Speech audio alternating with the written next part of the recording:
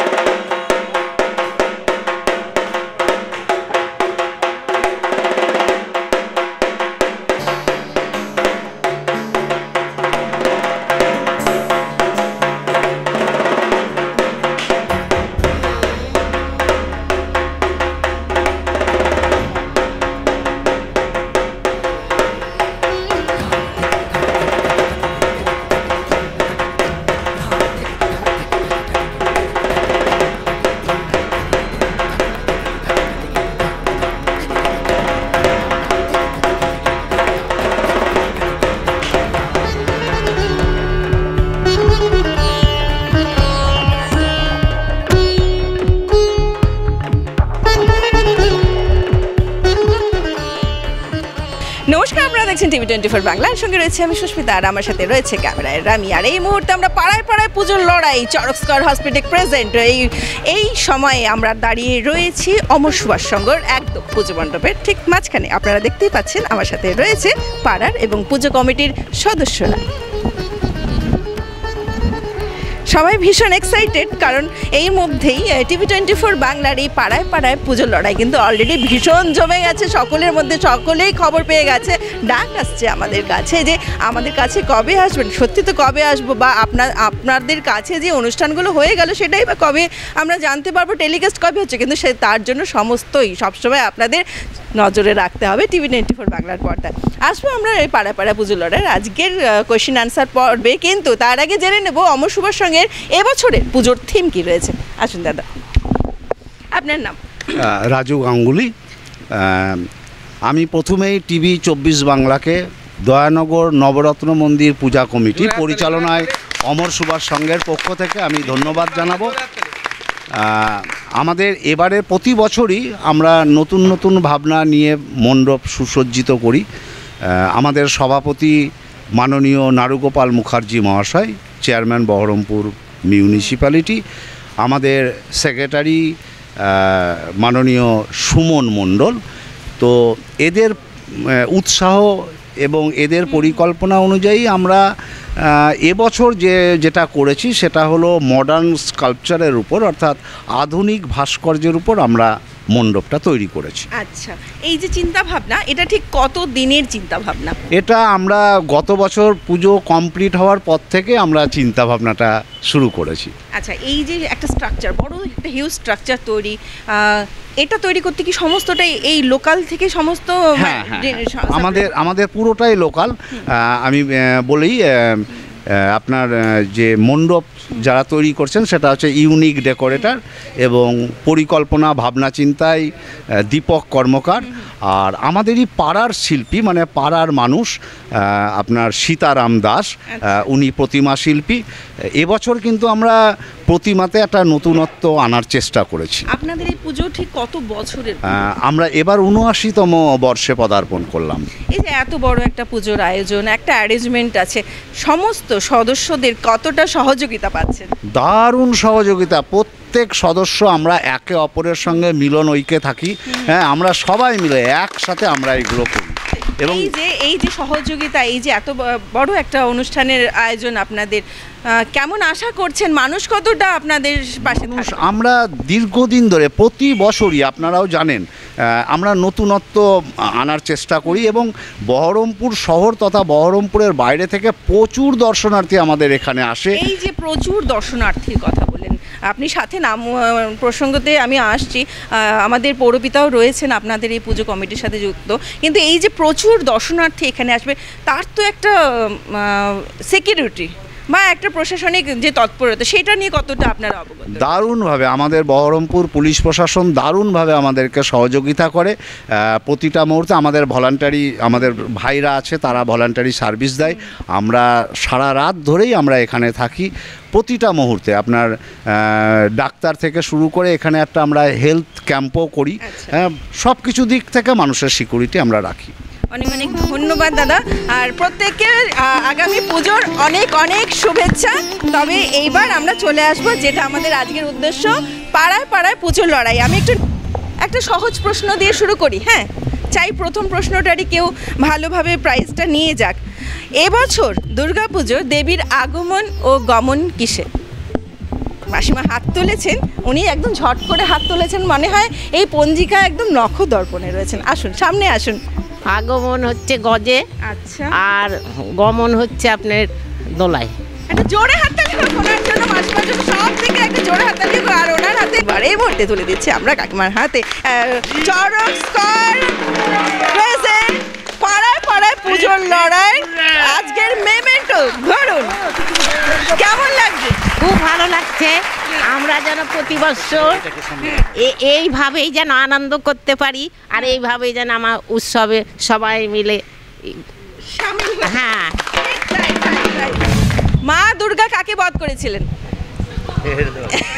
শুনেছি ঝটপট হাত তুলেছেন। বেশ, আপনার নাম শুনি। গায়ত্রী দাস। আমার প্রশ্নটা খুবই সোজা ছিল, তাও একবার করি। মা দুর্গা কাকে বধ করেছিলেন? মহিষাসুরকে। একদম একটা জোরে হাততালি হোক।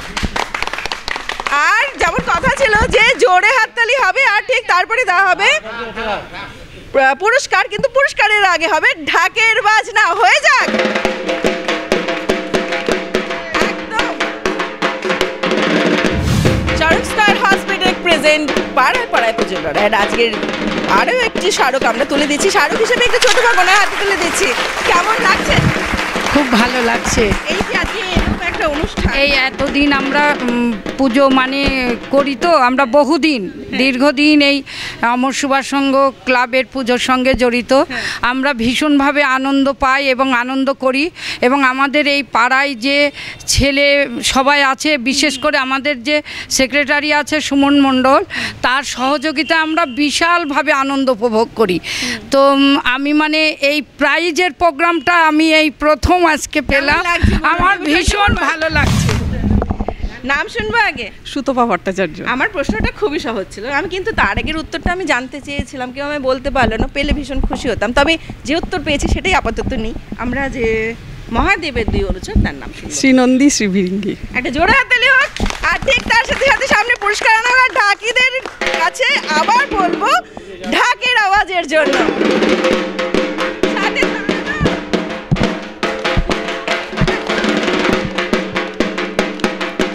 ওনার হাতে তুলে দিচ্ছি আমরা চড়ক স্কয়ার হসপিটাল প্রেজেন্ট পাড়ায় পাড়ায় পুজোর লড়াই আজকের মেমেন্টো হিসেবে কাপ।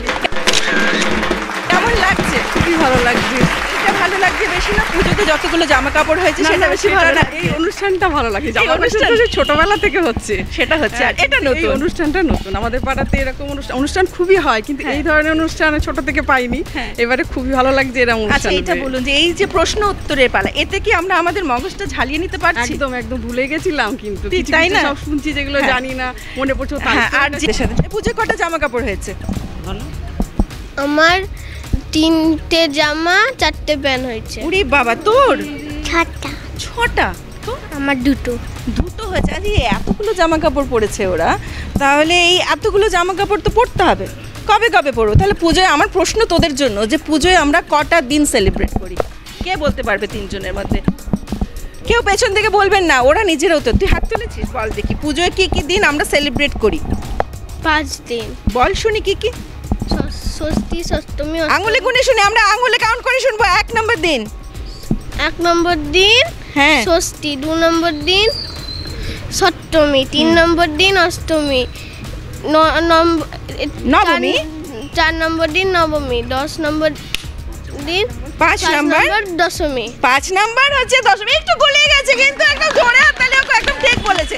এই যে এতগুলো জামা কাপড় কিনেছে, জামা কাপড়গুলো পরার তো দিনক্ষণ লাগবে, তাই না? তাহলে প্রশ্নটা একদম যথার্থ হয়েছে বলা যেতে পারে। আর জোরে হাততালির সাথে সাথে ওর জন্য নিয়ে আসা হোক পুরস্কার।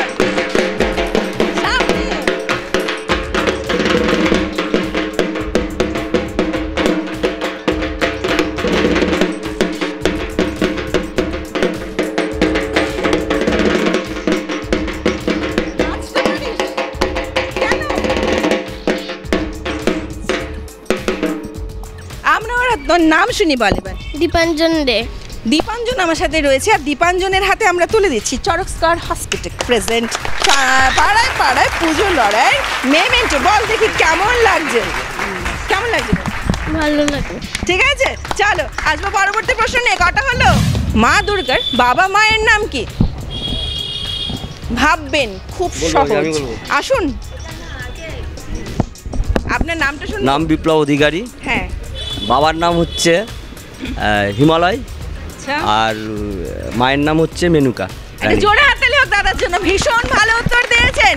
এই যে টিভি সিরিয়ালের কথা বললাম, এটা বলতে মনে পড়েছে কিনা বলুন? টিভিতে ক্লিপ পাওয়া যায়, ক্যামেরার দিকে তাকিয়ে বলুন, টিভিতে ক্লিপ পাওয়া যায়।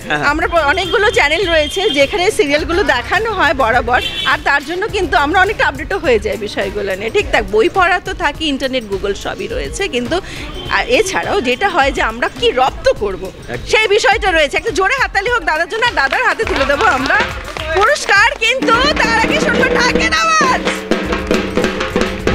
চড়ক স্কয়ার হসপিটাল প্রেজেন্ট পাড়ায় পাড়ায় পুজোর লড়াই রাজগীর স্মারক হিসেবে তুলে দিচ্ছে একটা ছোট মাগ দাদার হাতে। কেমন লাগছে? খুব সুন্দর লাগছে, ছোট থেকে এরকম মঞ্চ কোনোদিন পাইনি, আজকে এই প্রথম পেলাম। আচ্ছা, কোনো কুইজ কম্পিটিশনে পার্টিসিপেট করেছেন? না, আজকে প্রথম জীবনের প্রথম আজকে, তার জন্য কিছু জানতেও ভুলে যাচ্ছি, মানে নার্ভাস হয়ে যাচ্ছি। এরকমটা হওয়া খুব স্বাভাবিক। ভালো লাগছে, এত সুন্দর মঞ্চ পেয়ে আজকে, যেন আমাদের আগামী দিন প্রত্যেক বছর এরকম মঞ্চ তৈরি হয়। আপনারা যতবার ডাকবেন আমরা প্রত্যেকবার চেষ্টা করব আপনাদের ডাকে আমরা যেন প্রত্যেকবার আপনাদের কাছে পৌঁছে যেতে পারি, আমাদের উদ্দেশ্য সবার মাঝখানে চলে আসা। এরপরে আমাদের কটা প্রশ্ন হলো, তাহলে কি রইল আর একটা? পরবর্তী প্রশ্ন যে আমরা মহিষাসুমর্দিনীর গল্প সবাই জানি, সেখানে মহিষাসুরকে বধ করেছিলেন দেবী দুর্গা, কিন্তু মহিষাসুরের একটা যে অহংকার ছিল তাকে কেউ বধ করতে পারবে না। এই এক অহংকার তার কাছে একটা আশীর্বাদ হিসেবে ছিল কোনো এক দেবতার কাছ থেকে। সে কোন দেবতা যা এই আশীর্বাদ উনি পেয়েছিলেন? হাত তুলবো, যিনি হয়ে গেছেন তিনি কিন্তু বলবেন। আসুন দেখি।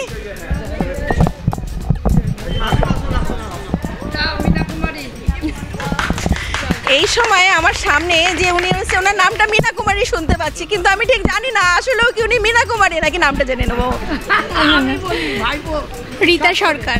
রীতা সরকার রয়েছেন আমাদের সাথে, একটু জোরে শুনবো, একটা জোরে হাততালি হোক। এইবার পরপর উত্তর হচ্ছে, ঢাকের বাজানো হোক, আর পুরস্কার আমরা মীনা কুমারীর হাতে তুলে দিচ্ছি চড়ক স্কয়ার হসপিটাল প্রেজেন্ট পাড়ায় পাড়ায় পুজো লড়াই রাজগীর পুরস্কার। ভালো লাগছে, আমি পুরস্কার পেলাম, খুব আনন্দ লাগছে। আচ্ছা বলুন তো, এই যে আমি যে বললাম আমি ছটা হয়ে গেল, তো এইবার যে শেষ হয়ে গেল, এবার কি হবে তাহলে? ব্যাপারটা কি করা উচিত? একটু বাচ্চাদের নিয়ে একটু ভাববো। এই যে এই আবদারগুলো না আমি ফেলতে পারি না। তাহলে একটা কোশ্চেন বাড়ি, প্যান্ডেলে কাপড় জড়িয়ে গেছে, আমাদের নতুন জামা কাপড় হয়ে গেছে, এর তো একটা অবসানও আছে। ঠিক সেই অবসান মানে দশমী কবে? আসুন, নাম শুনবো। অপর্ণা বাগচি। আমার প্রশ্নটা খুব সহজ, এবছর দশমী কবে? 2রা অক্টোবর। ওনার হাতে আমরা তুলে দিয়েছি চড়ক স্কয়ার হসপিটাল প্রেজেন্ট পাড়ায় পাড়ায় পুজো লড়াই রাজগীর পুরস্কার। এটা জোরে হাততালি হয়ে যাক। আচ্ছা, আমার এই যে ব্যাপারটা জোরে হাততালি হোক আগে। পরবর্তী প্রশ্ন নিয়ে আসছি। পরবর্তী প্রশ্ন করে দিয়েছিলাম আমি অলরেডি, যে নবপত্রিকায় যে কলা গাছের সাথে আমরা আরও 9টি উদ্ভিদ দেখি, ইনক্লুডিং কলা গাছ, সেই উদ্ভিদগুলো কে কি?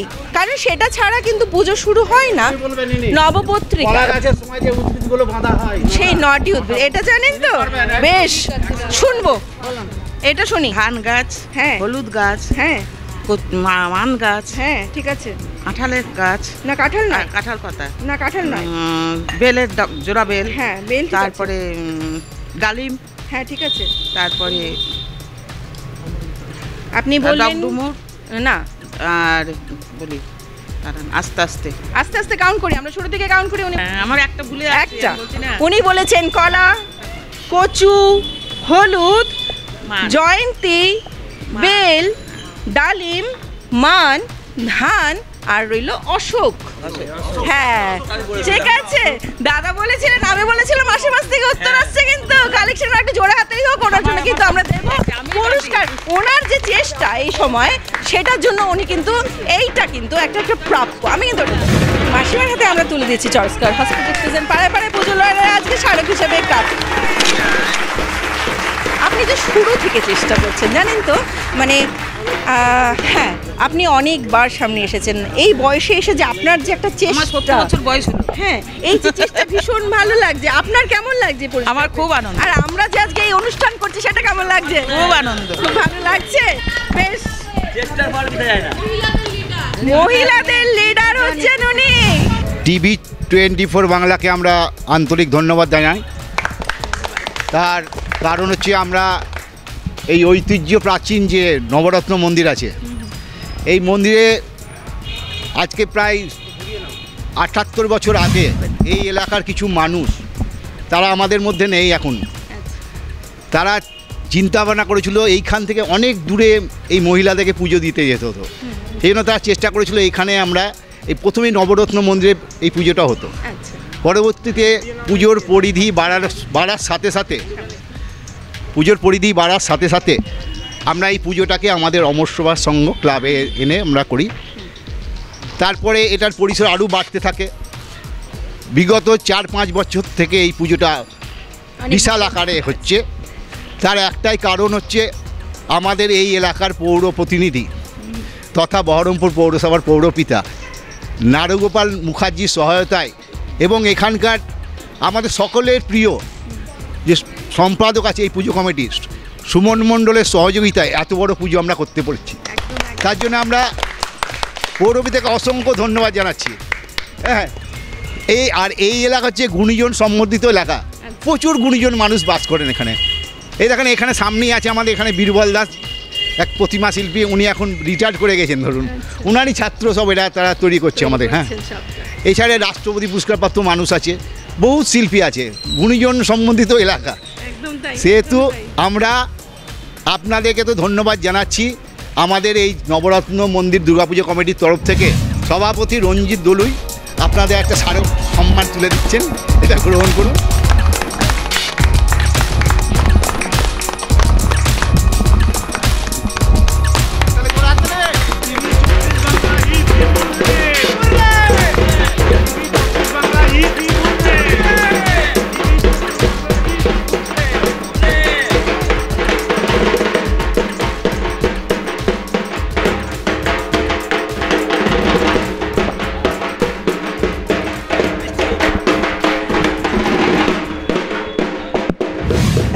এই মুহূর্তে পেয়ে সত্যি ভীষণ আপ্লুত, ভালো লাগছে।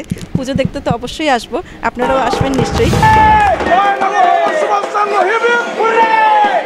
TV24 বাংলা